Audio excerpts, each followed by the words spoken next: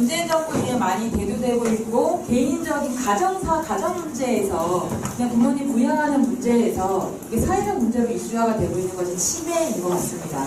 정말 가정이 부모님을 부양해야 되는 이슈였는데 사회 문제로 나타나고 그럼 우리가 이 치매에 대해서 어떻게 예방하고 어떻게 이해할 수 있을 것인가. 단순히 이것을 이제 뇌와 함께 뇌의 관점에서 이 치매를 다룰 수 있고 그래서 치매 이해 예방에 대해서 진행하실 파나틱스의 대표님 박병 박사님을 모시도록 하겠습니다. 자, 박수 부탁드립니다.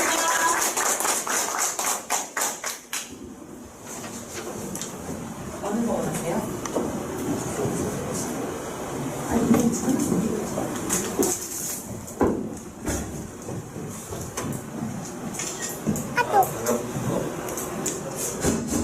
예, 반갑습니다.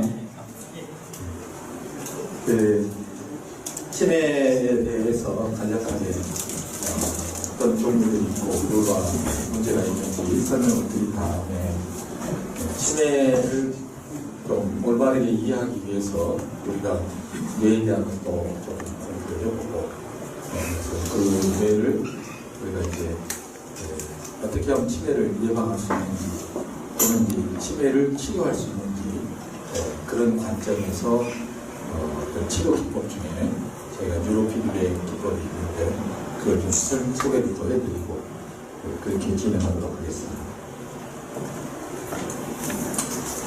네, 치매 여러분들이 너무 잘 알고 있죠. 뭐 치매 걸리면 기억이 떨어지게 되고 결국에는 자기가 가지고 있는 모든 기억을 다 잊어버리게 되는 그런 굉장히 치명적인 질병이라고 하겠습니다. 그래서 노인들한테 발병하는 가장 대표적인 질병 중에 하나인데요. 이게 이제 참 안타까운 것이 밑에 통계가 있습니다만은 통계청 자료에 의하면은 65세 이상 노인 인구들 중에서 약 9%가 치매 환자가 될 것이다 라고 예상을 했어요. 그러면은 지금 현재 저희 나라에서 65세 이상의 인구가 몇 명이냐? 1000만 명. 거의 1000만 명이에요. 그 1000만 명 중에서 9%가 그러면은 거의 100만 명이에요. 100만 명이 치매의 환자가 될 수 있다라고 예상을 했는데, 그럼 치매에 대해서 무슨 뭐 치료 방법이나 어떤 뭐 치료제가 있느냐? 아직 하나도 없어요. 올 4월 달에 치매의 가장 유력한 치료제로서 주목을 받았던 약이 있는데, 그게 최종적으로 치매를 치료할 수 있다 판정이 났거든요. 그래서 치매의 이제 발병 원인하고 분류를 본다면 전체 치매 환자에서 약 50% 이상이 알츠하이머형 치매입니다. 알츠하이머형 치매. 그리고 이제 혈관성 치매라고 하는 것은 혈관이 터진다거나 또는 혈관이 막힌다거나 해서 이제 뇌세포가 그로 인해서 영양분이 안 되니까 파괴되는 그로 인해서 발생하는 치매 환자가 약 한 20% 그 정도가 되겠고요. 그다음 기타 원인들에 의해서 발병하는 치매 환자가 한 10에서 20%. 이 정도 이렇게 이제 크게 세 가지로 나눌 수가 있겠습니다. 그리고 이제 이 알츠하이머시 병의 두 가지로 나눌 수가 있는데, 우리가 흔히 얘기하는 노인성 치매라고 하는 것이 바로 노인성 알츠하이머를 얘기하고 있는데, 이게 전체 알츠하이머 환자들의 90%가 여기에 해당이 되겠습니다. 그러니까 늙어서 병이 생기는 거예요, 그냥 쉽게 얘기하면. 가족성 알츠하이머 병이 약 한 10%가량이 되는데, 이건 이제 유전적인 가장 큰 원인이 되겠습니다. 그래서 치매 종류하고 이제 각각 한번 자세히 한번 살펴보도록 하겠습니다. 알츠하이머 치매라고 한다면은 1907년에 알로이스 알츠하이머라는 사람이 처음 이것을 이제 그 기술을 했어요. 그래서 대부분 65세 이상에서 발병이 됩니다만은 이 40대, 요즘은 30대에서도 치매 판정을 받는 사람들이 지금 나오고 있어요. 그러니까 이게 꼭 그 늙어서 이 병이 발생한다, 이러한 그 상식이 지금 이제 깨지고 있죠. 깨지면서 젊은 사람한테서도 치매가 발생할 수 있다. 그 중에 이제 대표적인 것이 바로 알츠하이머 치매라고 하는 병이 젊은 사람한테서도 발병할 수가 있어요. 제가 보기에 10대에서도 알츠하이머 치매가 발병한 사례가 있습니다. 그래서 이것은 이제 뇌에 베타 아밀로이드라고 하는 단백질이죠. 이 단백질이 축적이 되면서 이게 보통 정상 사람보다 훨씬 더 많은 양이 생산이 되거나, 또는 이게 너무 많이 생산이 되면은 제거가 되어야 되는데 적절히 제거가 안 되게 되면은 이게 축적이 돼요. 쌓이게 되죠. 이게 쌓이게 되면서 이게 플라그를 형성을 하게 되죠. 마치 우리가 치아에 희석이라고 얘기하는 것이 치아 플러그거든요. 그것처럼 뇌 속에 이게 플라그를 형성을 하면서 영양 공급을 차단합니다. 그렇게 되면은 신경세포들이 죽게 되죠. 이게 신경세포들이 죽음으로써 뇌 기능이 급격히 저하가 일어나게 되고, 특히 이게 이제 집중적으로 발생하는 부위가 바로 해마라고 하는 부위에서 발생이 돼요. 해마하는 역할이 우리의 기억 기능을 담당하고 있는 영역인데, 이게 이제 해마 영역이 급격히 손상을 받으면서 기억을 잃어버리게 되죠. 점점. 그래서 유병률이 60세 이후에 급격히 증가하는데 5.1년마다 2배로 증가해요. 60세, 65세, 70세, 75세, 80세 이렇게 쭉 본다면은 나이를 먹으면서 5년마다 2배씩 증가하는 유병률을 보이고 있다는 것이죠. 근데 이게 성별적으로 본다면은 여자가 남자보다 벌써 숫자가 더 많아요. 지금 현재 우리나라 그 평균 연령을 봤을 때 여자가 남자보다 약 대략 5년 정도 더 오래 살아요. 그러니까 그 5년 정도 더 오래 사니까 노령인구 분포를 본다면은 여자가 남자보다 더 많죠. 많다 보니까 통계학적으로 여자가 남자보다 더 많다, 이런 통계학적인 수치, 그냥 단순하게 그 환자 숫자로만 봤을 때 여자가 남자보다 더 많다 이렇게 얘기하니까 이게 통계적으로 잘못된 거 아니냐 이렇게 얘기할 수 있지만, 동일 연령대에서 비교했을 때 여자가 남자보다 더 많습니다. 그 원인이 있어요. 그 원인이, 그건 제가 이따가 설명드릴게요. 그 다음에 재미난 것이 교육 수준이 낮은 경우, 교육 수준이, 그 다음에 가정력이 있는 경우, 유전적이다. 그 다음에 출생 시 부모 연령이 높은 경우, 40세 이후 자녀를 낳는 경우, 그 다음에 두부 외상을 당한 경우, 알코올 중독이 있는 경우, 흡연자인 경우, 이런 경우에 치매 발병률이 훨씬 높아요. 근데 이것들 가만히 봐보세요. 이게 다 뇌와 관련이 있어요. 뇌와 관련이 있어요. 교육 수준이 낮다는 얘기는 뭡니까? 어렸을 때, 젊었을 때 공부 열심히 안 한 거예요. 머리를 많이 쓸 일이 없었다는 얘기예요. 그 다음에 출생시 부모 연령이 높다? 이건 뇌, 부모 자체가 뇌가 이미 노화된 상태예요. 이게 영향을 미친다는 거죠. 두부 외상, 뇌를 손상 당한 거죠. 그래서 이게 결국은 뇌가 아주 건강한 상태에 있는 경우에는 치매가 별로 발생이 안 되지만, 뇌에 문제가 생깁니다. 여러 원인들이 있다면 치매 발병률이 아주 높다, 그렇게 할 수가 있습니다. 그래서 이제 두 번째 많은 그 치매 원인으로서는 혈관성 치매가 되겠습니다. 혈관이 터져버리거나 혈관이 막혀버리거나 이 경우인데, 이게 약 한 20% 정도를 차지한다. 20%에서 15%는 알츠하이머하고 같이 이제 발견하는 경우가 되겠습니다.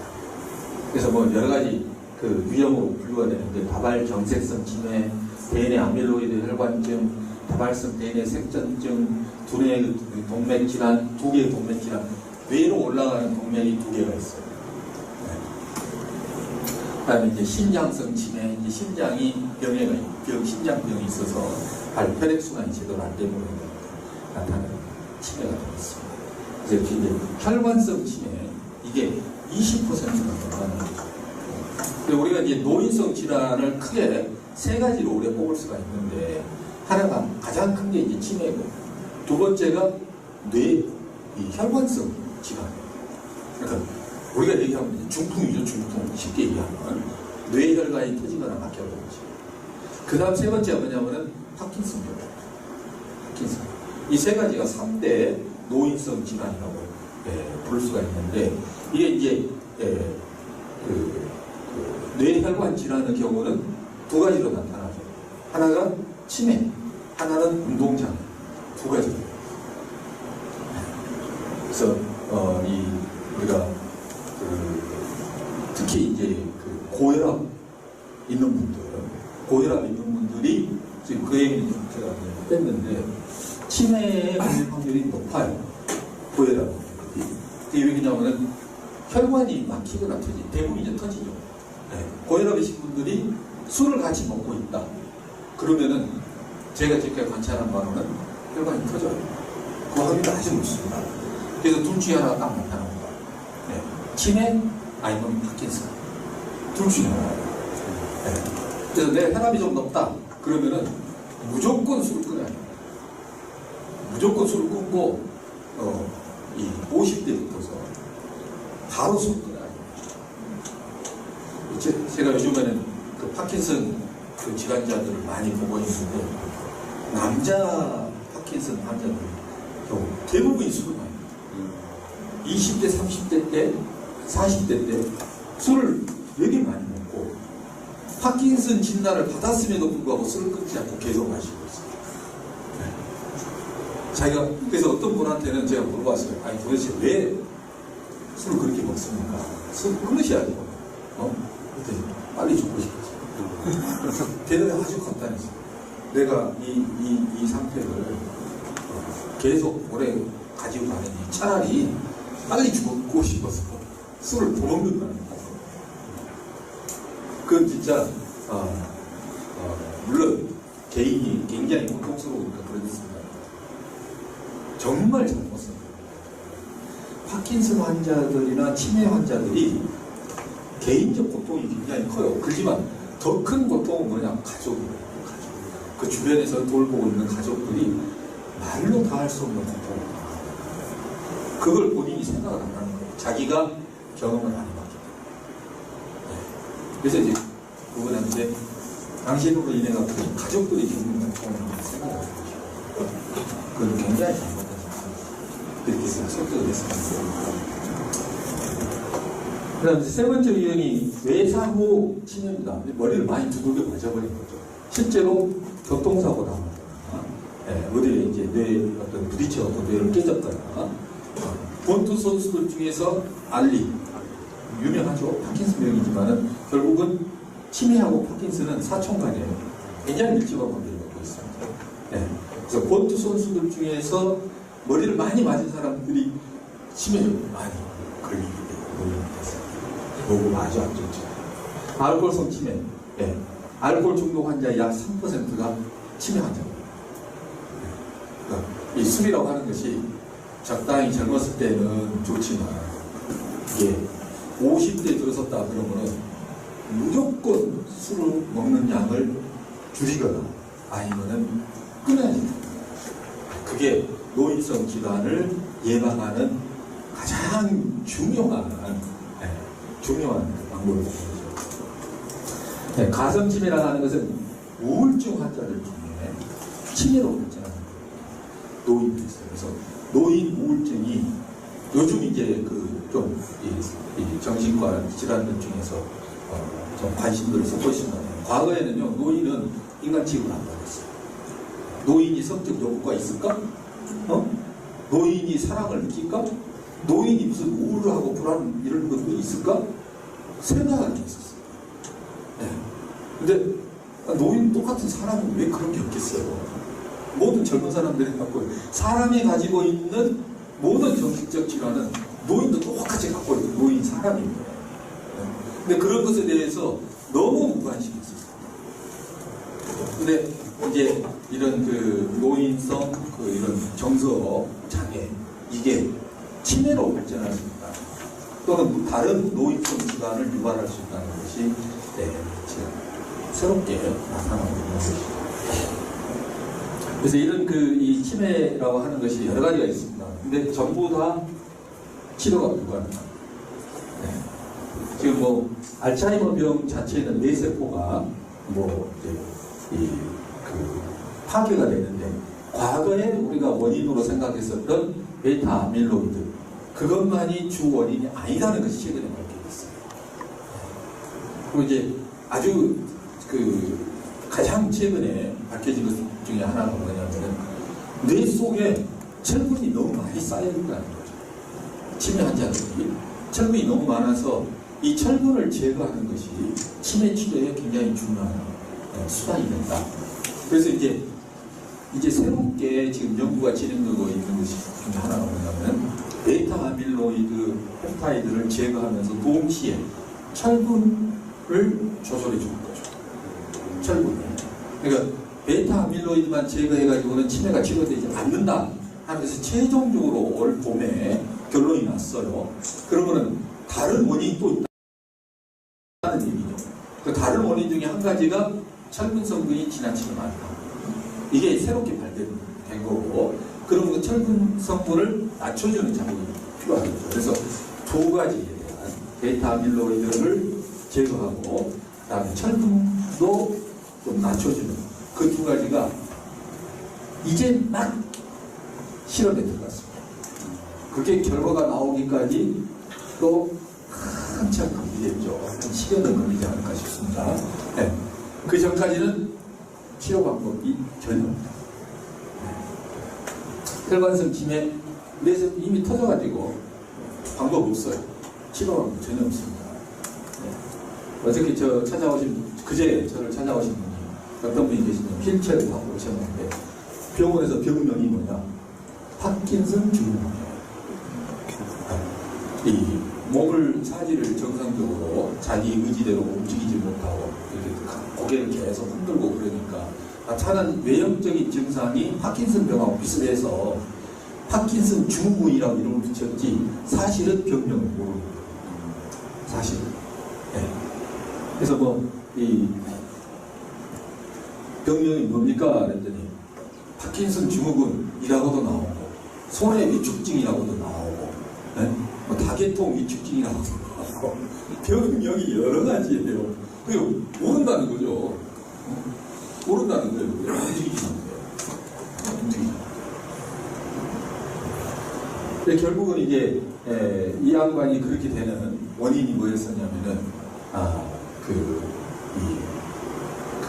뇌하수체 종양이 있어가지고 그 종양을 요즘은 이제 신경외과 수술이 콧구멍으로 삽입을 해요. 그래서 콧구멍을 통해갖고 뇌로 가느다란 관을 집어넣어가지고 그 종양도 제거하고 혈종도 제거하고 그렇게 수술이 진행됩니다. 근데 이 콧구멍으로 넣어서 신경외과적인 수술을 처치하는 게 부작용이 있어요. 시간이 어느 정도 지나고 나면 그 중에 하나가 눈꺼풀을 잘 깜빡거리지 못하게 된다든가 하지 마비가 오게 된다든가 아무튼 이런 신경적인 부작용을 수반합니다.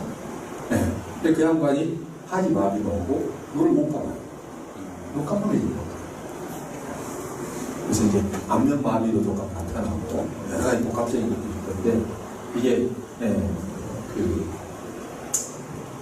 이제 좀 지나면 이제 치매까지 같이 오게 되겠죠. 그런 거는. 근데 결국 외상후 치매, 알코올성 치매, 가상 치매 전부 치료 방법이 없다. 그래서 결국은 이미 발병한 상태에서 우리가 치료하는 것을 찾는다는 것은 늦어버리고 발령되기 전에 예방을 해야지 예방하지 않고서는 이것을 어떻게 처리할 방법이 없다. 그래서 우리가 예방을 어떻게 할 것이냐. 젊었을 때 뇌 건강을 하려고 젊었을 때. 그래서 우리가 뇌가 얼마나 중요하냐. 그걸 한 번이라도 제대로 정말 심각하게 생각하는 사람들이 과연 몇 명이나 별로 없어요. 우리가 몸이 조금 뭐 팔이 이상하다든가 배가 이상하다든가 다리가 좀 이상하면 바로 약국에 가고 그 신경 써서 고치려고 그래요. 근데 내가 평소에 머리가 자주 아프다. 그냥 두통으로만 생각해요.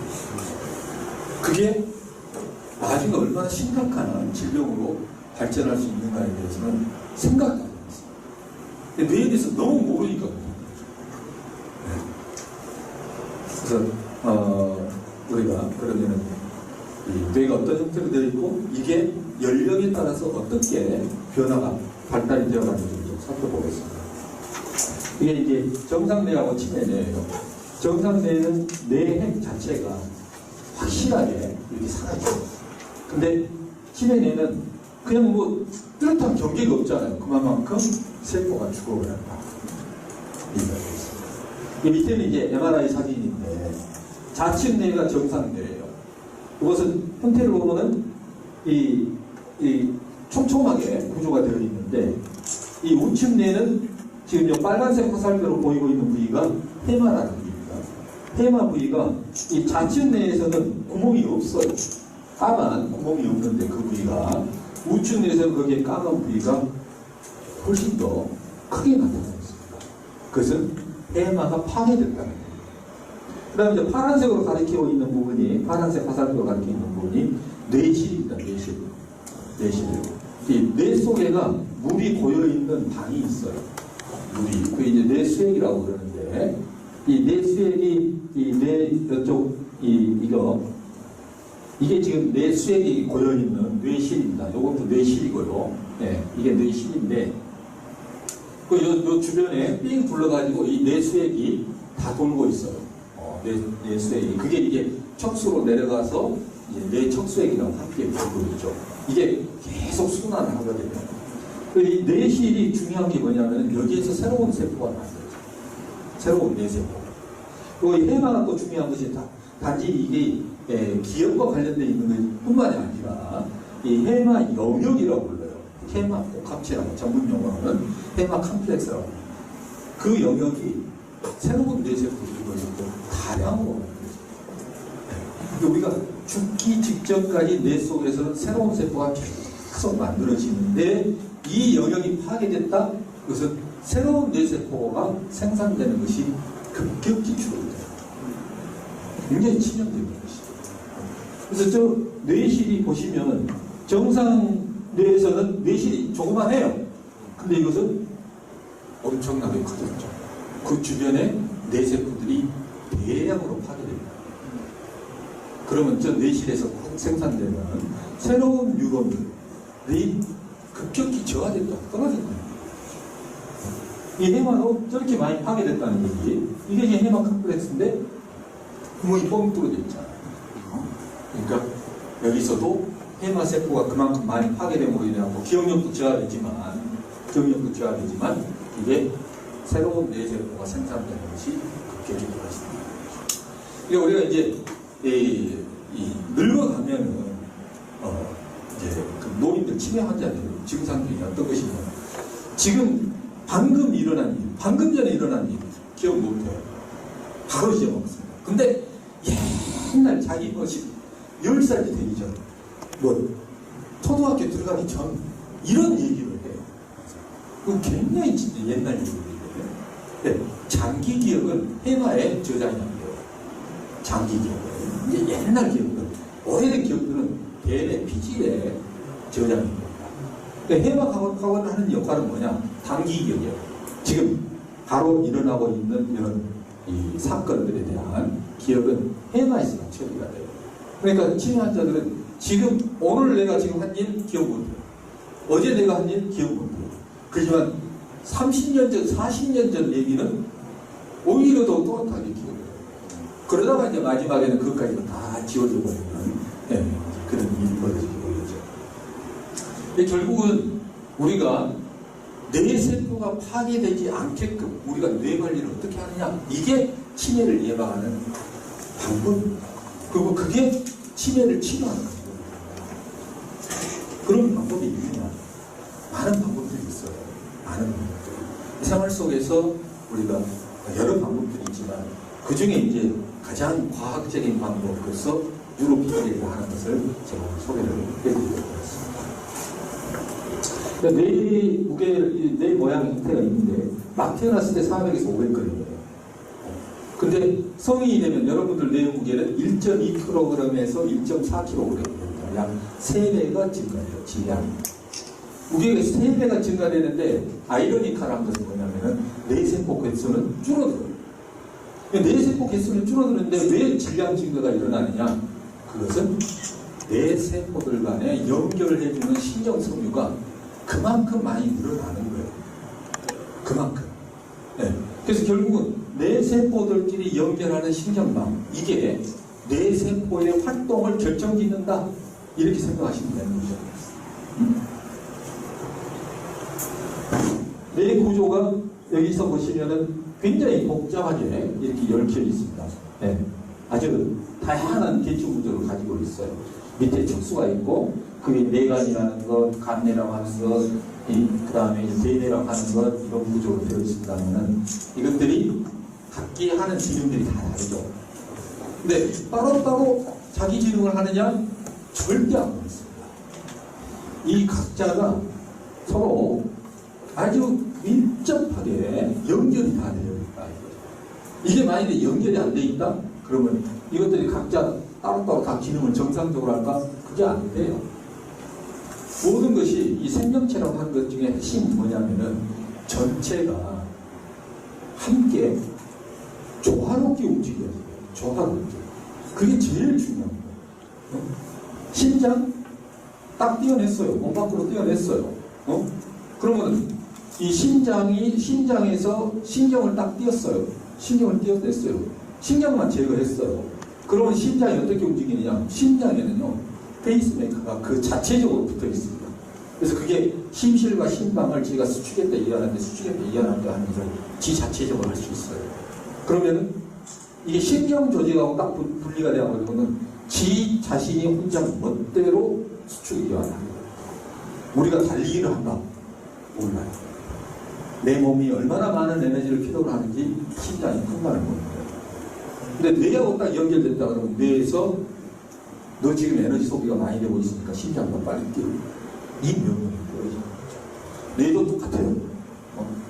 여기 이 뇌관 구조에서 제일 밑에 있는 게 연수인데, 연수에서 하고 있는 것이 호흡 조절하고, 심장 박동 조절하고, 우리 소화 기능도 조절하고, 연동 운동, 이거 조절하는 건데, 얘가 이제 그 정보들을 받아들이는데, 그 정보와 우리 몸 상태와 이걸 조합을 해가지고 거기에 맞춰서 야, 심장 너 빨리 뛰어, 느리게 뛰어, 숨 빨리 쉬어, 느리게 쉬어, 이걸 조절을 하는데 그 판단을 여기서 해요.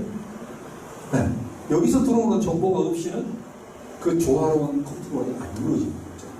그러니까 뇌 전체는 각각 기능들이 분리되어 있지만 이것들이 상호 간에 밀접하게 연결이 되어 있어서 정말 조화롭게 우리 몸을 유지할 수 있도록 컨트롤이 자동으로 되고 있다.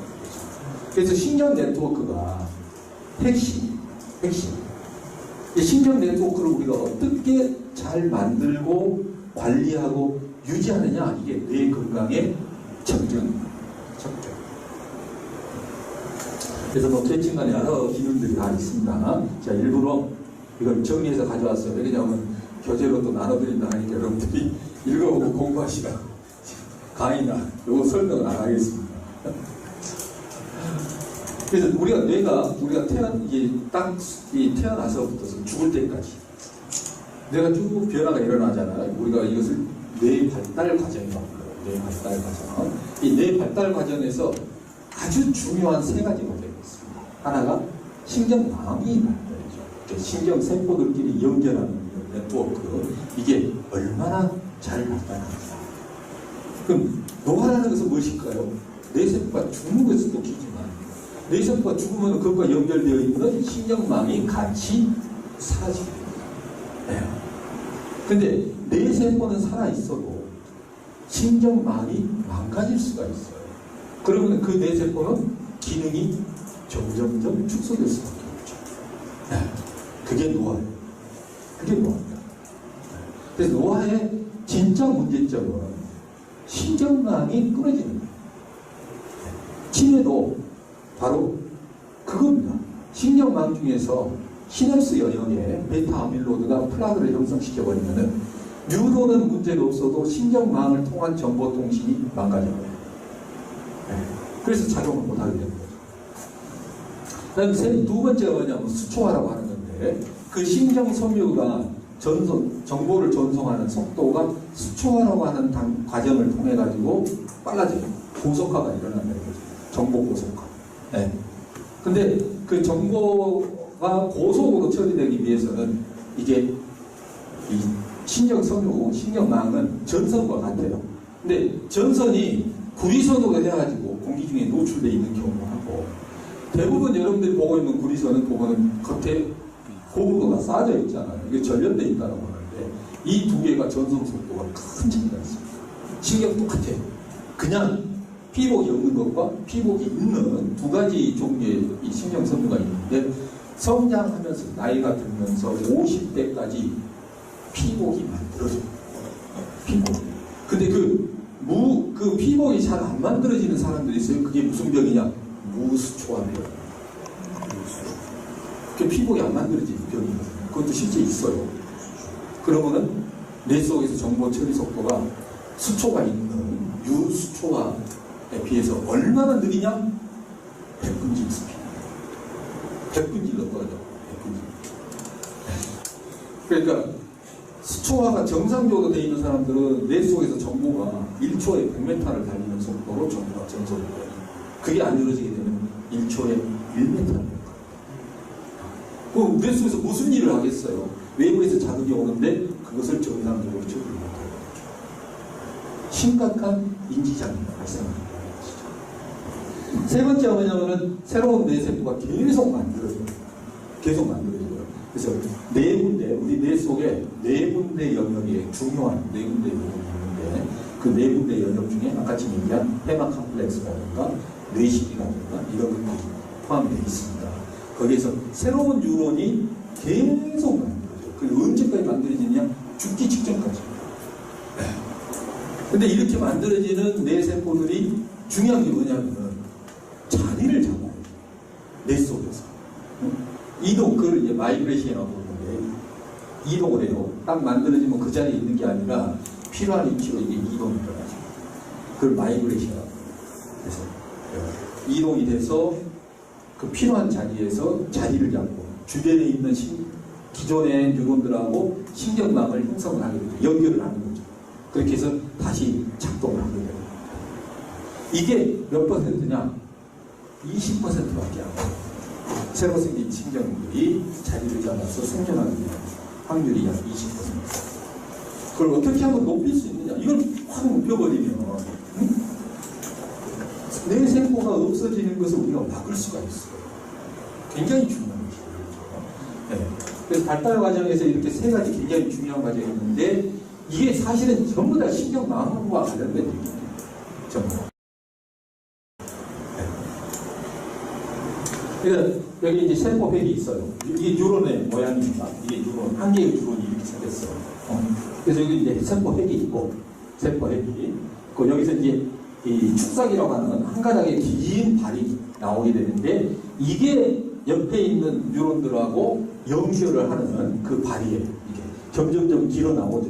쭉 길게 나와갖고 옆에 뉴런하고 연결하고, 또 여기서 나온 것이 또 옆에 뉴런하고 연결하고, 이렇게 돼요. 이게 얼마나 빨리 이 신경망을 만들어 나가냐? 그럼 생후 이 1년 사이에 1초에 약 한 40만 개에서 50만 개씩 다르거든요.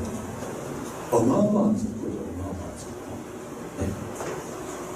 근데 이게 이제 옆에 이렇게 이제 조그마한 가지를 이제 정보를 받는 거예요. 여기 이제 정보가 나가는 것을 축삭이라고 부르고, 정보 받는 걸 우리가 수상돌기라고 그러는데, 이게 이제 옆에 이제 이 수상돌기하고 축사기 딱 만나는 지점이 이렇게 생겼어요. 이걸 이제 시냅스라고 해요. 마인드스코프 시냅스. 시냅스는 굉장히 굉장히 미세한 간극이 있어요. 딱 붙질 않아요. 딱 붙질 않습니다. 약간의 간극이 있어요. 그게 약 한 10나노미터보다도 적어요. 1나노미터 얼마냐? 1mm를 100만 개로 쪼갰을 때 한 조각. 그러니까 보면 딱 붙어 있는 것처럼 보이죠. 근데 이거 전자현미경으로 딱 들여다보니까 이게 떨어져 있다는 것이 발견이 되는 거죠. 근데 여기에서는 무슨 일이 벌어지느냐? 신경 전달 물질이 분비가 돼요. 신경 전달 물질이.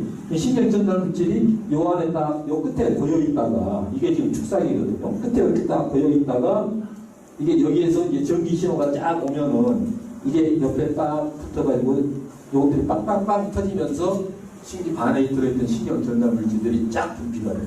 그러면은, 이쪽 수상돌기에서 이것을 쫙 흡수를 해요. 그러면서, 뉴런하고 뉴런에서 정보가 착착 흘러나가요. 그래서 이 신경 전달 물질이 지금 현재까지 발견된 게 약 한 200여 종이에요. 여러분 잘 아는 분들이 있습니다. 가바 들어보셨을 거예요. 도파민, 아세틸콜린, 여러분 엔돌핀 다 들어오신 분들이죠. 이게 전부 신경 전달 물질이죠. 이게 어떻게 잘 분비되느냐, 분비되는 것이 흡수가 되느냐, 이게 바로 뇌 활동에 이 정상적으로 되고 있느냐, 건강하냐, 비정상이냐, 이걸 결정합니다. 이게. 그래서 요런 하나가, 신경 신호를 쫙 발생을 해가지고, 신경 전달 물질을 시냅스에서 분비시켜서 옆에 있는 뉴런이 그걸 흡수해가지고, 다시 전기 신호를 발생시켜가지고 옆에 뉴런에다가 또 전송하고 하는 그것이 전체 네트워크 속에서 막 돌아가는 거예요. 그러니까 그게 이 뇌에서 발생되는 이 전기 신호가 70ml예요. 굉장히 높습니다. 굉장히 높아요. 70ml. 그러니까 여러분들이 그걸 어떻게 볼 수 있느냐? 뇌에서 전기 신호가 막 빛을 탁탁탁탁 띄고 있다는 것을 여러분들이 딱 볼 수 있는 방법이 있어요. 볼 수 있어요. 눈으로. 어디를 통해서 그 빛을 볼 수 있을까요? 네? 여러분들 누구나 보고 있어요, 지금. 눈 깜빡이. 눈만 했으면 정답이었습니다. 여러분들 눈이 왜 모든 사람들이 빛이 날까요? 그게 빛을 반사해서가 아니에요. 빛 반사도 물론 있죠. 망막이 신경도입니다. 망막에 신경이 엄청나게 몰려있거든요. 거기서 전기 신호가 막 튀고 있는 거예요. 네. 그래서 죽으면 딱 어떻게 됩니까? 눈에서 빛이 딱 사라져요. 죽은 사람들은 뇌 활동이 정지가 되기 때문에 망막에서의 전기 활동이 딱 정지가 되죠. 그래서 눈에서 빛이 딱 사라져요. 그래서 우리가 죽은 사람 눈 딱 떼고 완전히 공사 문제 하나도 빛이 전혀 없어요. 그런 식으로 바뀌죠. 그래서 눈을 보면은 눈이 빛이 나잖아요. 그 뒤에 망막에서 띄고 있는 빛을 보여주고 그 전기 신호예요. 네. 이게 이제 실제로 살아있는 사람 뇌에 있는 신경망을 사진으로 찍는 거죠. 네. 이게 뇌의 피질이고 가장 겉에 있는 거죠. 거기서부터 이렇게 신경 다발들이 쭉 해갖고 여기가 척수거든요. 척수로 쭉 내려가고 이게 소뇌하고 연결되어 있고 그 옆에랑 전부 연결되어 있는 이 모습을 사진으로 착 찍는 거죠. 대단하죠. 그래서 우리가 막 태어나면은 이게 지금 요거 뉴런들이거든요. 이게 뉴런들인데 이게 실제 찍은 거예요. DNA 피질에서 서로 연결이 안 돼 있어요. 근데 3개월이 되니까 훨씬 막 장가지들이 막 연결되는 거죠. 1년이 되니까 어마어마하게 서로 얽혀있는 모습을 볼 수가 있습니다. 네. 그러니까 이렇게 신경망이 발달합니다. 그럼 노인은 뭐냐? 이게 다 끊어져요. 다 끊어져요. 술을 먹으면 어떻게 되느냐? 이게 다 끊어집니다. 이게 다 끊어져요. 네. 그래서 술이 얼마나 안 좋은 거죠. 그리고 담배가 얼마나 나쁜지. 담배, 니코틴, 시냅스에 다 쌓여요. 니코틴. 니코틴 시냅스에 쌓이고 그래가지고 신경 전달을 가봐는 거예요. 그러니까 그거 사실은 뭐 목구멍 구멍 뚫어가지고 말 못하는 사람 이렇게 하는 것보다 뇌 속에 니코틴이 쌓여있는 모습을 시커멓게 쌓여있는 모습을 딱 보여요. 폐가 아니에요. 폐는 당연히 쌓이죠. 더 무서운 것은 뇌 속에 쌓여요. 진짜 무서운 겁니다. 근데 더 무서운 것은요, 지금 우리나라 흡연 인구 중에서 여자가 남자를 지금 능가하고 있는데, 여자가 담배 핀 것이 애의 뇌에 그대로 쌓여요. 정말 무서운 거예요. 왜 그러냐면 애가 숨을 쉽니까? 뱃속에 있는 태아가? 네? 숨 안 쉬어요. 걔는 뭐냐? 엄마한테서 피로 산소를 먹고. 근데 여자가 담배 딱 피웠어. 피 속에 니코틴이 착 들어가고 피통에 통해서 아이한테 그게 그대로 전송이 돼요.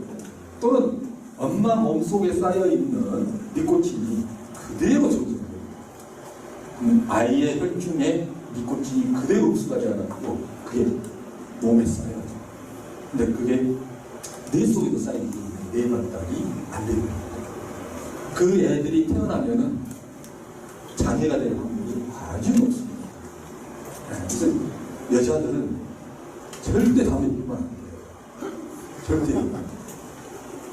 그러니까 초, 중, 고등학교에서 섹스, 성관계 이렇게 한다 이거 강의할 게 아니라요. 사실은 이 강의야. 정말 우리가 어떻게 하면 뇌를 건강하냐. 이게 전부 다 사실은 모든 것하고 연결이 되어 있기 때문에 굉장히 중요한 것인데 이렇게 큰 거 없죠. 뇌가 어떻게 변화되는가? 네, 여러분 전혀 모르실 거예요. 굉장히 많은 과학자들이 이 뇌에 변화되는 상태를 영살에서부터 죽기 직전까지 다 진찰을 하고 조사를 다 했어요. 여러분이 아마 놀라실 거예요. 이게 이제 DNA 피질의 두께가 납니다. DNA 피질의 두께가 나는데 이게 남자아이, 이게 여자아이. 12살이 정점입니다. 12살. 초등학교 졸업하고 중학교 딱 들어가는 나이. 그때 DNA 피질의 두께가 가장 두꺼워요. 그거 지나고 나면은 이게 얇아지기 시작해요. 그 얘기 뭐냐면 벌써 DNA 피질의 노화가 시작합니다. 12살? 무슨 소리야? 너무 빨리 노화가 시작되는 것이죠. 근데 더 놀라운 것은 여자예요. 여자는 10살에서 11살. 훨씬 남자보다 여자의 DNA 피질의 노화가 약 1년에서 2년 더 빠르게 진행돼요. 그러니까 실제로 성숙한 것은 여자가 남자보다 더 일찍 성숙이 돼요. 그러다 보니까 같은 초등학생들 중에서 여자애들이 남자애들 우습게 보는 경향이 있어요. 그래서 왜 그냥 뇌가 여자가 더 빨리 완성돼요. 남자애들도 성숙한 거죠. 그렇지만 그만큼 빨리 노화가 되는 거죠. 나이가 이게 10살에서 12살이에요. 이게 굉장히 놀라운 얘기죠. DNA 피질에 대해서 얘기했을 때 가장 건데 피질이 하는 역할은 제일 중요한 겁니다. 모든 보도의 정신자금, 최종적인 결정, 판단, 이성적인 활동, 사회적인 관계, 정서적인 문제 전부 DNA 피질에서 해요. 네. 그래서 DNA 피질이 파괴되기 시작하면 그건 끝이에요. 네. 그렇게 중요한 것이죠. 그 두께가 5mm밖에 안 돼요. 그렇게 얇은 건데도 제일 중요한 겁니다. 정신적인 작용이 있어서. 네. 이게 이제 프론털, 이마 부위, 이게 이제 프라이어털이 있어요. 꼭대기 있는 부분. 프라이어털은 남자 12, 여자 10살. 그 다음에 이것이 옆에거든요. 옆에. 이게 남옆에서 약 18cm. 18cm. 템포를 얘기하는 옆이거든요. 이 옆에 부위에 있는 것이 뭐냐? 바로 기억이에요. 그 다음에 감정입니다. 그 다음에 언어와 관련된 겁니다. 이게 18cm, 18cm. 이게 이제 피질들이거든요. 피질들. 근데 이 피질에가 뇌세포 핵이 있어요. 핵들이 피지리가 다 분포되어 있어요. 그러면 이게 안쪽으로 뇌 속으로 신경 섬유 다발을 쭉 뻗어가지고 뇌의 이제 안쪽에 있는 것들이랑 연결을 지어요. 그 섬유 다발들은 흰색이에요. 흰색으로 보여요. 세포체가 있는 세포핵이 있는 데는 회색빛을 띠고 있습니다. 그래서 뇌를 딱 보면 겉에는 회색빛처럼 보이죠. 제일 껍질은. 그 안쪽으로 연결되어 있는 신경 다발들이 흰색이기 때문에 중요한 것은 뭐라 했습니까? 신경망이 얼마나 발달되느냐고 했죠. 그래서 그 흰색으로 보이는 부위가 얼마나 두꺼운가, 이게 뇌포의 발달을 얘기하는 것이죠. 그래서 중요한 얘기죠. 이게 보시면은 신경 다발의 두께는 계속 증가합니다. 피질은 12살, 10살에서 12살 사이에서 꼬그라지지만, 그걸 점점 꼬그라지지만, 화이트 매터, 백질은 신경 섬유 다발인데 계속 증가가 일어납니다. 그래서 결국 뇌세포 개수는 줄어들게 되지만 그것들이 서로 연결되어 있는 신경망은 계속 증가가 일어납니다. 이게 핵심이야. 우리가 어떻게 하면 신경망을 계속 증가시킬 수 있느냐. 그게 바로 뇌에 대한 문제를 해결하는 중요한 포인트가 되겠습니다. 보시면 남자가 훨씬 더 증가율이 높아요. 여자는 완만하게 증가율이 높습니다. 완만하게. 그래서 보시면 30세까지의 뇌 각 부위별 두께 변화 전부 연구돼서 나와 있어요. 전부 다 나와 있는데, 이제 요거는 이제 그 DNA 피질의 두께, 요것은 이제 DNA 이 백질 신경망에 증가되죠. 요건 감소하지만, 요건 이제 손해예요.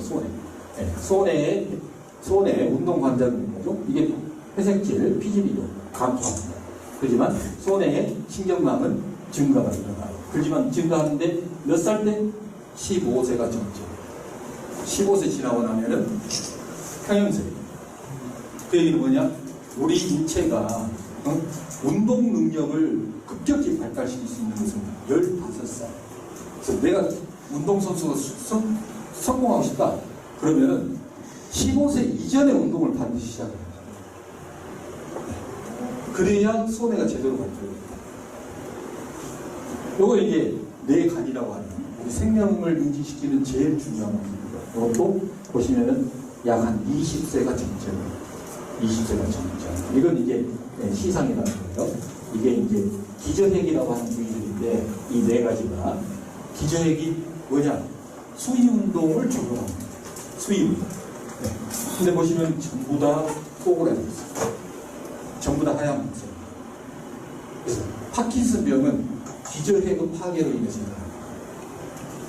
파킨슨. 그러니까 파킨슨병이 뭐 한참 나이 들어서 생기는 병이 절대 아니에요. 젊어서 얼마든지 파킨슨병이 생길 수 있다. 굉장히 중요합니다. 근데 이제 감정을 조절하는 편도체라는 내용도 역시 15세가 정점이죠. 그 다음에 저것은 이제 기억력과 관계된 건데 역시 15세가 정점이죠. 그래서 우리가 15세를 굉장히 중요하게 보는 이유는 왜 그러냐면은 뇌 발달 과정에서 15세, 6세 이때쯤에서 모든 뇌의 기능들을 중요한 신경망을 제기하고 모든 기능들이 그때부터 평행선을 긋기 시작해요. 고등학교 2학년 이때쯤이죠. 여러분들 한번 추억을 생각해 보면 고등학교 때 머리가 판 돌아갔었거든요. 80세까지 연구 결과를 다 보죠. 80세까지. 이 검정색이 남자, 하얀 동그라미지가 여자입니다. 그래서 보시면은 이게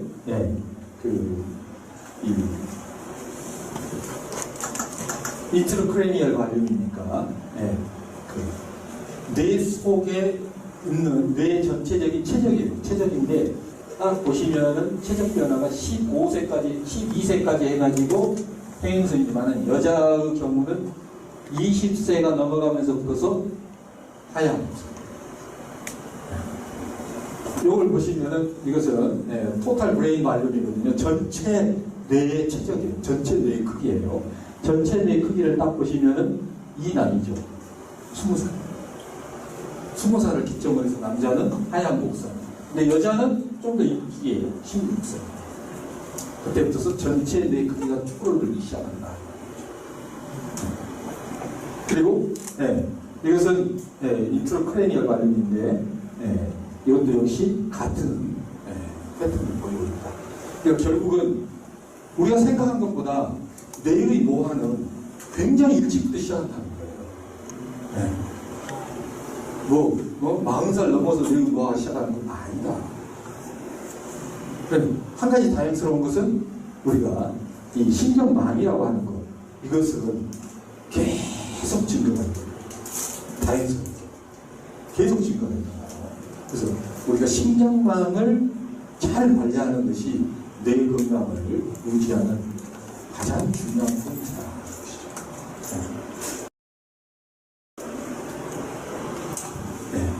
이게 이제 그레이 메터 피질이에요. 피질 완전히 꼬꾸라지잖아요. 여기가 이제 12세인데 완전히 꼬꾸라져 버리죠. 이건 이제 백질이에요. 이거하고 전혀 모양이 틀려요. 그러죠? 쭉 증가되어가지고 20세부터서 평행세입니다. 그래서 피질하고 이 백질의 비율인데 이게 이렇게 해가지고 약간 30세 정도에서 이렇게 일정하게 유지되고 있는 패턴이고 같은 그래서 우리가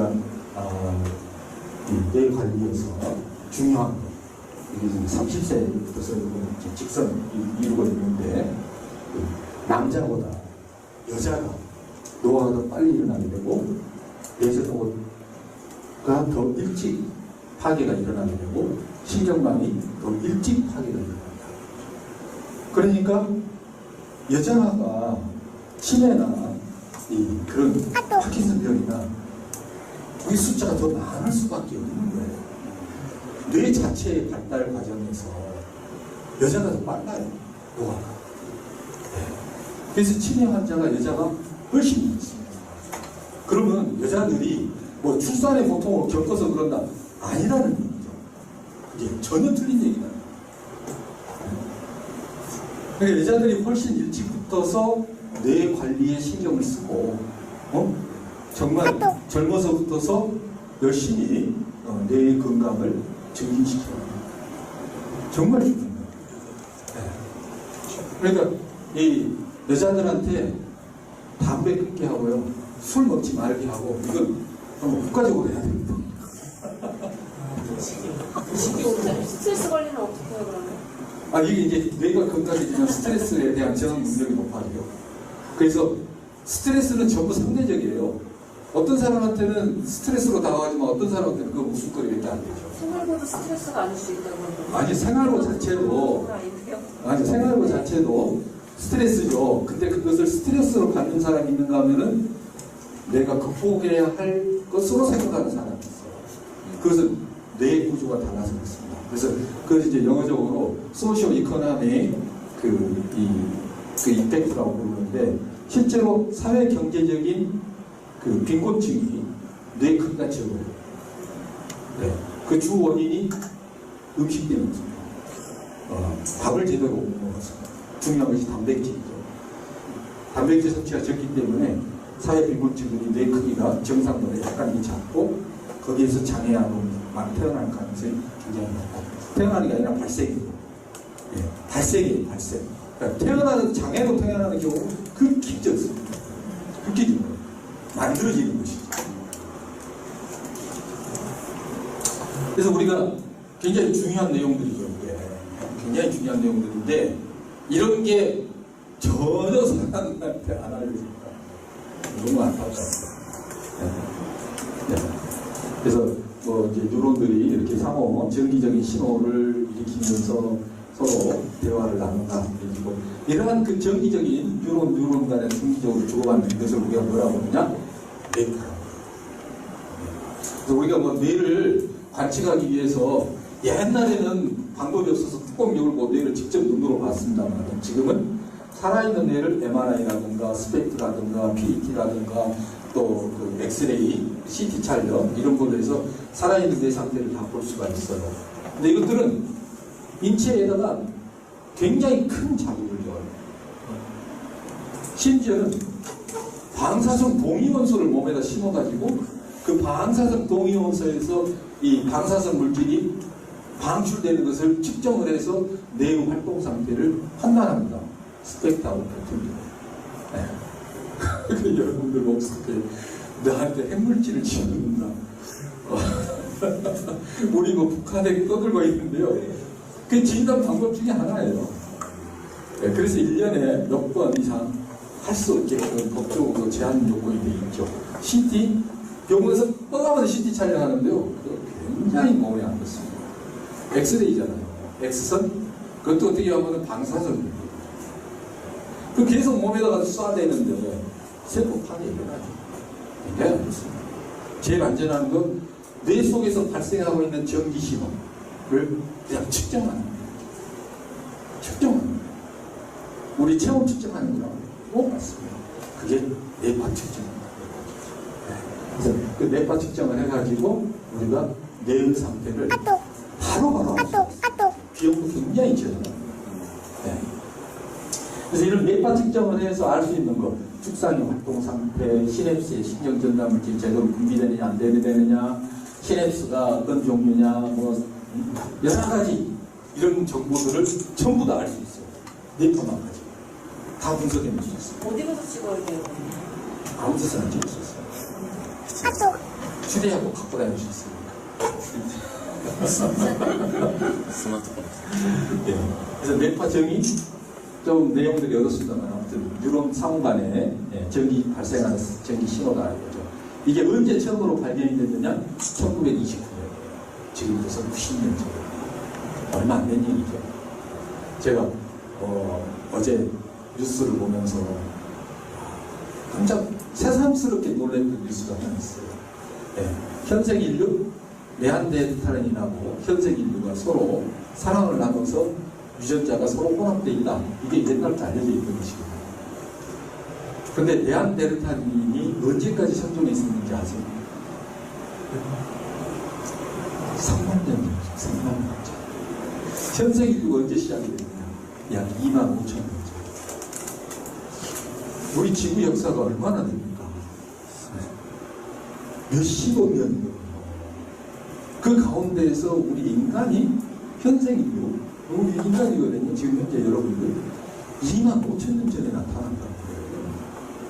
그러면 엄청나게 최근 얘기거든요. 엄청나게 최근. 그러니까 생명체의 진화 과정에서 봤을 때 굉장히 짧은 찰나에 지금 우리가 발생한 것입니다. 그 과정에서 사실 100년 사이에 과학기술이 어마어마하게 발달이 됐는데 뇌파가 90년 전에 처음으로 발견이 됐던 거고 그것을 활용하는 기술들이 지금 어마어마하게 발달하고 있습니다. 다음에 우리 이 대표님이 저한테 뇌동화에 대한 현황을 발표해 주시오. 그래서 여러분들이 깜짝 놀랄 기술을 소개해 드릴 수 있어요. 세상이 완전히 전혀 딴 세상이 전개되고 있어요. 지금 여러분들이 모르고 있는 사이에. 뇌파는 굉장히 이해하기 쉬워요. 심장, 운동 많이 하면 빨리 뛰잖아요. 운동 안 하고 가만히 있으면 느리게 뛰어요. 뇌파 똑같아요.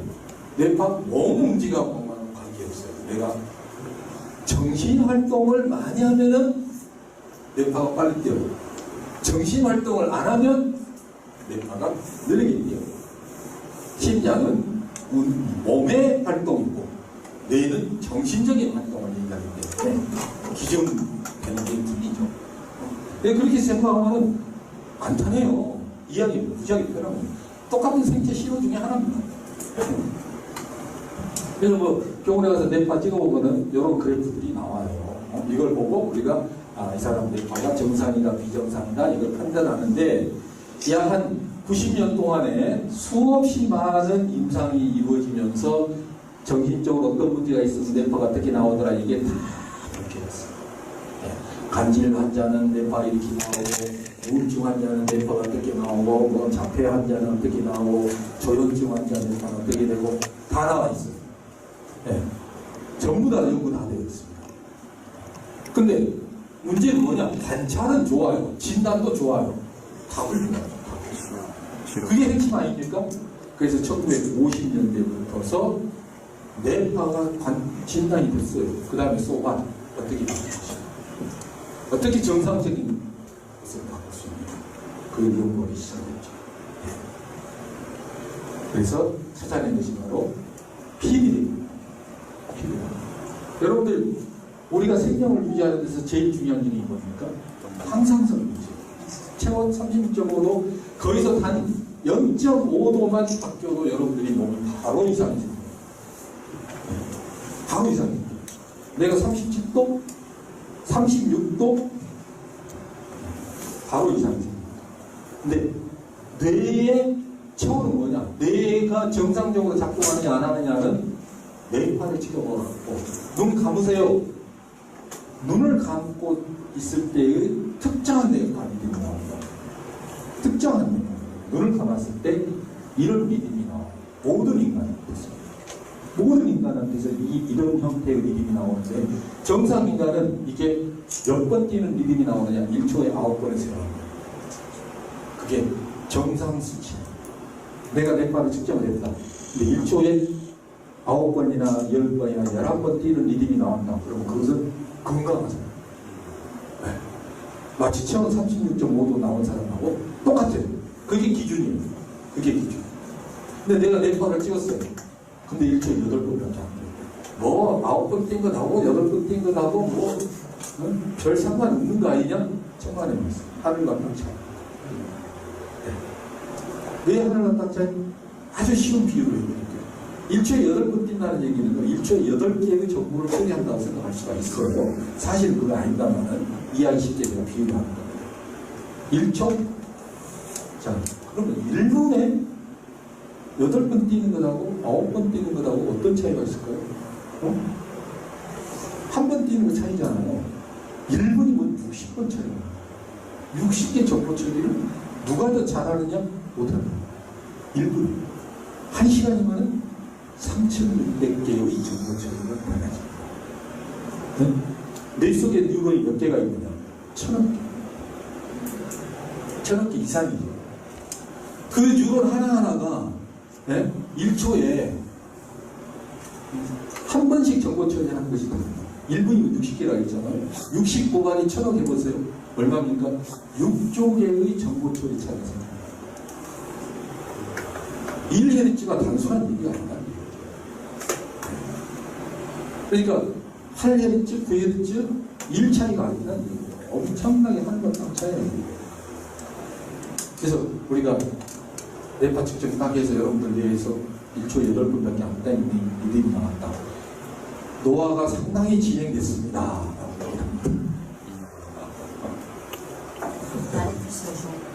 아니, 딱 9번에서 11번.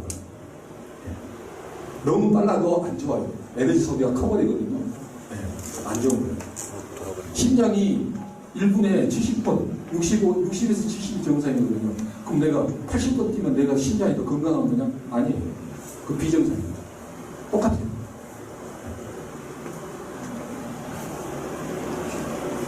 제가 이렇게 내용물을 좀 많이 넣어놨는데 여러분 읽어보세요. 공부하시라고 제가 일부러 이렇게 만든 겁니다. 네. 그처럼 이 뇌파를 딱 찍어보면은 우리 뇌박 찍는 것처럼 정상이냐 비정상이냐가 딱 나와요. 그럼 이것은 정상으로 딱 바꾸는 방법이 있어요. 그게 뭐라고 하냐면 뉴로피드백이라고 합니다. 뉴로피드백은 우리 인체에서 뇌가 우리 인체하고 피드백하는 방식을 그대로 이용하는 거예요. 뇌의 가장 중요한 기능이에요. 가장 중요한 생명 기능인데 우리가 목마를 때 왜 물을 먹습니까? 네?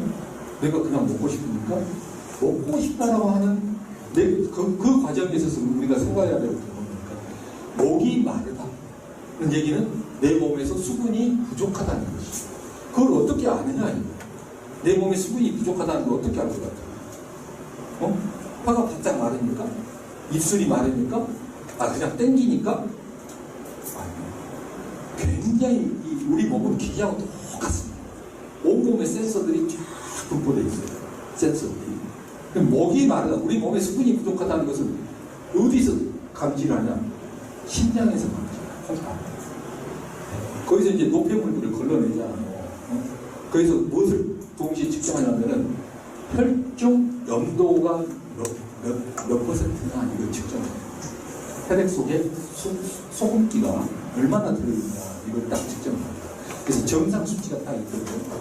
그 정상 수치보다 더 짜다 그러면은 바로 그 신호가 간으로 가고 간에서 이 엔지오텐시노겐이라고 하는 이 효소를 합성을 해가지고 뇌로 보냅니다.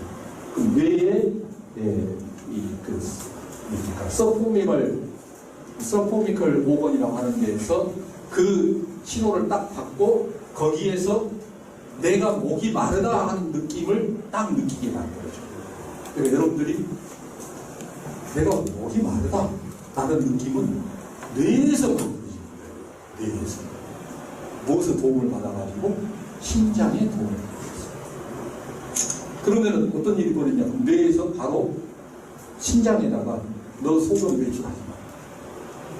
소변 넣으면서 딱 차단시키고 우리 목구멍에다가 신호를 줘. 목에서 수분을 먹게끔 하는 센서가 있어요. 그 센서를 작동시켜요. 그럼 우리가 물을 마시고 그럼 물을 마시고 있으면 이제 물이 혈액 속으로 흡수될 거 아니에요. 그러면 소금 농도가 딱 떨어져요. 그러고 나면은 우리가 이제 소변을 넣을 수가 있게 돼요. 이게 뇌하고 우리 인체하고가 이렇게 밀접하게 정보를 쓰고 주거니 받거니 하면서 항상 뇌의 리듬이 아까쯤에 제가 9에서 11Hz가 정상인데 내가 측정을 했더니 7Hz밖에 안 나와요. 너무 느려요. 이거 2Hz를 빨리 해줘야 되죠. 뇌는 자기 자신에 대해서 피드백을 못 시킵니다. 측정할 방법이 없어요. 그래서 뇌가 이상이 생기면은 고칠 방법이 없는 거예요. 우리 인체에 있는 것들은 바로바로 알 수 있지만 뇌 스스로는 현재 그 상태가 정상으로 착각을 해요. 그래서 정신병자가 자기를 이상하다는 사람도 절대 생각하지 않습니다. 왜? 그게 정상으로 자기가 착각하는 거예요. 그 왜 그러냐면은 살아가게 만드는 거죠. 생명체가 현재 상태에서 지가 죽지 않고 살아가게 하려면 내가 현재 정상이고 내가 최고다라고 하는 판단이 서야지 생존을. 그게 무너지면은요 죽어요. 우울증 환자가 그래서 죽어요. 그게 무너지기 때문에 죽습니다. 근데 그것을 뇌가 자기 자신에 대해서는 피드백을 못해요. 그래서 뇌파를 찍어가지고 그 뇌파 신호를 뇌에다 보여줘요. 네 리듬이 현재 비정상이다 하는 것을 뇌한테 딱 가르쳐줘요. 그 신호를 딱 받는 순간 뇌가 내가 나 자신, 내 스스로가 그래서 리듬이 깨졌네? 그걸 딱 알아요. 근데 그게 본연의 기능이기 때문에. 그래서 스스로가 자기 자신의 리듬을 정상화시키는 작용을 스스로 하게 돼요. 우리 인체하고 피드백 하듯이 똑같은 작용을 자기가 해요. 그 기술을 우리가 뉴로 피드백 기술이라고 해요. 즉, 뉴로, 신경신호죠. 뇌파. 이 뇌파를 자기 자신에게 보여줘서 그 자기 자신의 문제성을 파악하게 되는 거죠. 그러니까 부작용이 하나 되죠.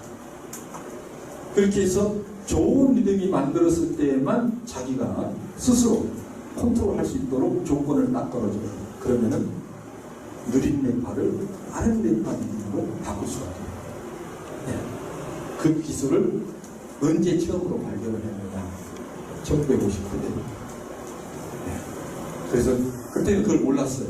이게 어떻게 일어나는지. 그것이 밝혀지기 시작한 것은 70년대 들어와서야 비로소 그 메커니즘이 조금씩 이해가 되기 시작했습니다. 그래서 지금은 어느 정도까지 그게 밝혀졌느냐? 그러면은 2013년도 2013년도 여기에서 뉴로 피드백 훈련을 딱 시킨 결과 일주일에 3번씩 딱 40회 했어요. 백질, 아까 때문에 신경망이라고 했잖아요. 신경망이 굉장히 획기적으로 발달한다는 사실을 MRI 촬영 결과 밝혀냈어요. 네.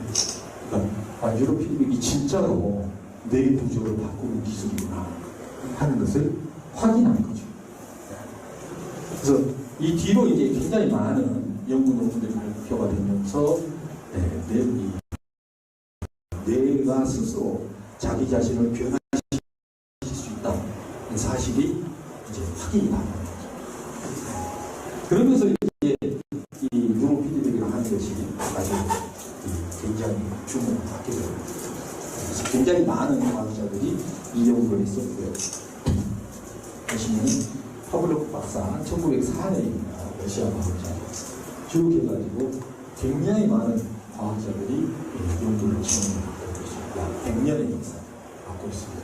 제가 제일 밑에 있어요. 제가 넣습니다. 방황은. 네. 2001년 세계 최초로 풀채널 자동화된 자동 뉴로 피드백 시스템을 제가 세계 최초로 개발하고 있었습니다. 네.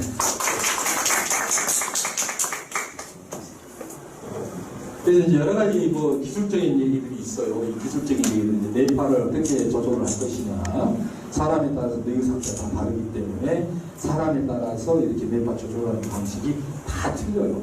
그런 뇌파 조절 기법들이 지금도 새로운 기법들이 계속 개발되고 있고, 제가 개발한 시스템에는 현재 이 5가지의 뇌파 조절 기법이 적용되어 있습니다. 세계에서 가장 안정적으로 사용되고 있는 기법들입니다. 이것들을 써가지고 여기 이제 누구나 그냥 집에서 뇌파 측정할 수 있도록 이렇게 시스템을 만들었어요. 간단합니다. 그렇게 해서 하면 뇌파도 측정이 되고 나의 뇌를 바꿀 수 있는 훈련 프로그램까지도 전부 다 만들어졌습니다. 기술이 작동을 해서 컴퓨터 앞에서 그 훈련 프로그램을 돌리면 뇌파를 내가 힘으로 조절할 수가 있어요. 자꾸 하면서. 그래서 이제 프로그램별로 뇌의 어느 부위가 어떻게 발달이 되는지 그런 것들이 다 연결되어 있습니다. 네. 제품명이 이제 뉴로 하모니, 신경을 조화롭게 한다. 그런 뜻의 이제 뉴로 하모니라고. 뇌가 어떻게 변화되고 있는지를 또 진단을 해야 되잖아요. 훈련만 하면 또 의미가 없죠. 훈련에서 뇌가 어떻게 변화가 이루어지고 있는지를 우리가 알아야 되기 때문에 특히 여기서 이제 뇌를 진단하는 프로그램이 따로 있어요. 이걸 테스트하면은 현재 뇌가 어떤 상태다 하는 것이 다 나오죠. 네. 그렇게 해서 실제로 훈련하니까 뇌파 형태가 바로바로 바뀌는 것을 다 확인할 수가 있습니다. 네. 이런 굉장히 많은 이런 사례들이 존재합니다. 훈련하면은 뇌파가 어떤 변화가 실제로 일어나는지 그런 것들도 이미 다 논문으로도 다 발표되어 있고 임상 실험에서 다 알려져 있고요. 생리적 변화, 행복의 변화 이런 것들도 전부 다 나옵니다. 우리가 느끼는 감정, 우리가 움직이는 행동, 이성적인 판단 이런 것들이 사실은 여러분들이 마치 내 혼자 의지로 전부 다 되는 거 아니냐? 아니에요. 전부 뇌에서 다 만들어내는 거예요. 우리는 뇌가 만들어 놓은 이 극장에서 하나의 배우 역할을 하고 있다라고 보시면 틀리지 않습니다. 훈련하는 방법 이런 것들도 전부 다 딱 정해져 있어요. 이렇게 해야지 된다. 이런 게. 그게 이제 제가 20년 동안 이 분야에서 쭉 해오면서 다 정리한 거죠. 이렇게 해야 제대로 놓고 나가는 것을 밝혀냅니다. 그래서 이제 결론적으로 말씀을 드린다면 뇌의 그 노화는 생각보다 빨리 시작합니다. 근데 우리가 젊음을 유지하고 건강을 유지하는 데 있어서는 뇌 세포 파괴보다 뇌 신경망을 잘 관리하면 우리는 얼마든지 뇌 건강을 유지할 수 있다. 왜? 뇌 신경망은 50대, 60대까지 계속 발달을 하기 때문에 그렇다는 것이죠. 그럼 뇌 신경망을 발달시키는 데 있어서 여러 가지 방법들이 굉장히 많아요. 규칙적으로 운동을 한다, 새로운 정보를 계속해서 취득을 한다, 새로운 지식을 탐구해 나간다, 일상 속에서 다양한 경험을 해 나간다. 여러 가지 것들이 있어요. 영양분에서도 뭐 풍부하게 균형 잡힌 식사를 한다. 뭐 스트레스를 가급적이면은 줄인다. 여러 가지들이 있어요. 담배도 줄이고 술도 줄이고 여러 가지들이 있어요. 근데 그런 것들은 내가 일상생활 속에서 습관화되는 것들인데 실제로 가장 효과적으로 우리가 안정적인 방법이 과학적인 방법이 뭐가 있냐? 최근에 과학자들이 만들어낸 뉴로피드백이라고 하는 기술입니다. 네. 그것을 접목을 했을 때 치료도 가능합니다. 예방도 가능합니다. 그런 겁니다. 네. 그래서 우리가 많은 사람들이 지금 현재 이 기술을 쓰고 있고요. 실제로 이제 장애를 겪고 있는 굉장히 많은 분들이 이 기술을 써서 장애를 치료를 하고 있습니다. 그래서 이제 국내에서 저희가 만들어서 제품이 이제 뉴로하모니인데 그게 굉장히 많이 보급이 되고 있죠. 그래서 우리 이대표 이정희 대표님하고는 그 사업을 치매 또 난독증 이런 데 본격적으로 접목을 해서 좀 알리면서 좀 뜻깊은 사업을 좀 가지면 좋지 않을까 이런 보람된 취지를 가지고 추진을 했습니다.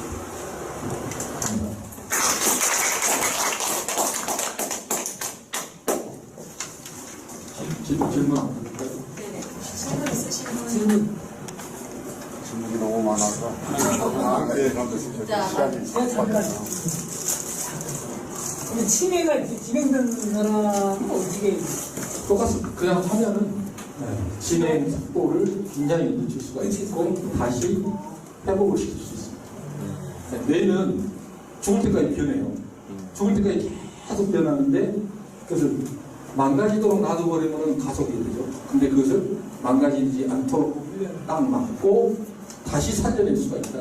변하기 때문에 살려낼 수 있습니다. 그 신경 전달 물질이요, 도파민이라든가 세로토닌, 아닌이라든가 부족으로 해서 여러 가지 성분들이 들면서 과연 피드백으로 인해서 이런 것도 조절이 가능한지 가능합니까? 그러면 이런 것도 새로운 치료가 고맙습니다.